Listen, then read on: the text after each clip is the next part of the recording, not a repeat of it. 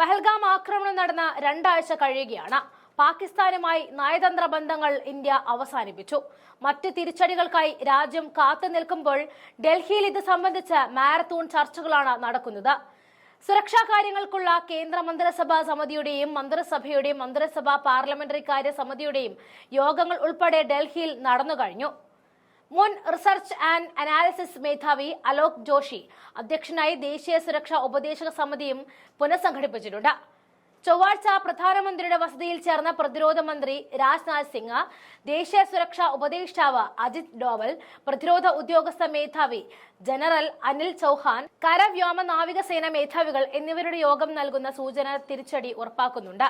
ഭീകരവാദത്തിന് നിർണായകമായി തിരിച്ചടി നൽകുക എന്നതാണ് ദേശീയ നിശ്ചയദാർഢ്യം എന്ന കമന്റ് മോദിയിൽ നിന്നും ഉണ്ടായെന്ന് പ്രധാനമന്ത്രി യോഗത്തിൽ വ്യക്തമാക്കിയതായും ദേശീയ മാധ്യമങ്ങൾ റിപ്പോർട്ട് ചെയ്യുന്നുണ്ട്. ഇന്ത്യയുടെ സായുധ സേനയ്ക്ക് അതിനുള്ള ആത്മവിശ്വാസവും ആവശ്യമായ പ്രവർത്തന സ്വാതന്ത്ര്യവും ഉണ്ടായിരിക്കുമെന്നും നേരത്തെ റിപ്പോർട്ടുകൾ പുറത്തു വന്നിരുന്നു. തിരിച്ചടിയുടെ രീതി, ലക്ഷ്യങ്ങൾ, സമയം എന്നിവ നിശ്ചയിക്കാനുള്ള സ്വാതന്ത്ര്യവും പ്രധാനമന്ത്രി സൈന്യത്തിന് നൽകിയെന്നും നേരത്തെ അറിയിച്ചിരുന്നു. ഇതിനകം വിഷയത്തിൽ കൈക്കൊണ്ടിട്ടുള്ള നയതന്ത്ര നടപടികളുടെ തുടർച്ചയായി ചില സൈനിക നടപടികൾ തീർച്ചയായും ഉണ്ടാവുമെന്നും ഇതോടെ വ്യക്തമാക്കിയിട്ടുണ്ട്. അതിർത്തിയിലെ നിയന്ത്രണ രേഖയിൽ കഴിഞ്ഞ ദിവസങ്ങളിൽ തുടർന്നു വരുന്ന കരാർ ലംഘനങ്ങൾക്കെതിരെ യോഗങ്ങൾ പാകിസ്ഥാന് ശക്തമായ താക്കീതാണ് നൽകിയിട്ടുള്ളത്. പഹൽഗാമിൽ നിരപരാധികളായ ടൂറിസ്റ്റുകൾ അടക്കം സാധാരണ പൗരന്മാരെ കൂട്ടക്കൊല ചെയ്ത ഭീകരവാദികൾക്ക് കനത്ത തിരിച്ചടി നൽകണമെന്നതും അതിന് കാരണക്കാരായ പാകിസ്ഥാൻ സേനാ വിഭാഗത്തെയും ഭരണകൂടത്തെയും അന്താരാഷ്ട്ര നിയമവാഴ്ചയ്ക്ക് അനുസൃതമായ ശിക്ഷാ നടപടികൾ വിധേയമാക്കുമെന്ന പൊതുവികാരം ഉയർന്നു നിൽക്കുന്ന സാഹചര്യത്തിൽ ഇനിയും വൈകരുത് എന്ന നിർദ്ദേശം ശക്തമായി പല കോണിൽ നിന്നും ഉയർന്നു വരികയാണ്. എന്നാൽ UN ഇടപെടലാണ് ഇന്ത്യയെ ശക്തമായ സൈനിക നടപടിയിൽ നിന്നും വിലക്കുന്ന ഘടകം എന്നും കാണാൻ കഴിയും. നേരത്തെ തന്നെ പാകിസ്ഥാൻ ഐക്യരാഷ്ട്രസഭയിൽ അഭയം തേടിയിരുന്നു.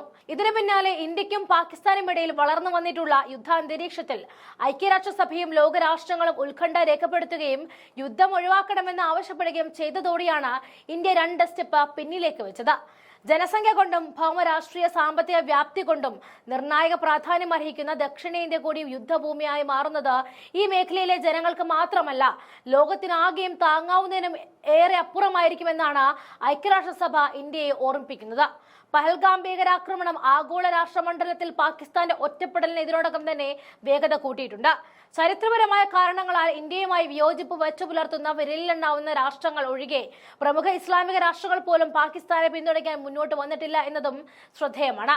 സ്വാതന്ത്ര്യത്തിനും വിഭജനത്തിനും ശേഷം നടന്ന 4 യുദ്ധങ്ങളിലും പാകിസ്ഥാൻ പരാജയപ്പെട്ടു എന്ന് മാത്രമല്ല, കനത്ത വില നൽകേണ്ടി വന്നിട്ടുമുണ്ട്. സാമ്പത്തികമായി ഏറെ പിന്നിൽ നിൽക്കുന്ന പാകിസ്ഥാനെ ഇനി ഒരു യുദ്ധം കൂടി തള്ളിവിടുന്നത് വിപത്തിലേക്കാണ്. ഇതുകൂടി മുന്നിൽ കണ്ടുകൊണ്ടാണ് UN ഇന്ത്യയുടെ നീക്കങ്ങൾക്ക് വിലങ്ങുതടിയായി നിന്നിരിക്കുന്നതും.